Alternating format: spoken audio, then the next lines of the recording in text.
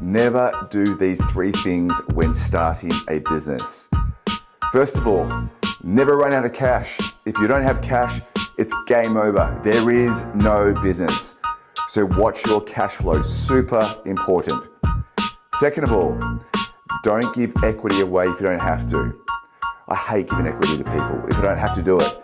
If you do have to do it, have a tangible asset first. So build some income, build a business first. And if you have to raise, then give equity, but not at the start if you don't have to, because you're basically going to pull your pants down and give it to the investor. And third of all, don't be a jack of all trades.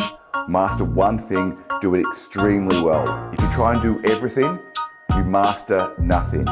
So remember, watch your cash flow, don't give equity away if you don't have to, and don't be a jack of all trades. Good luck.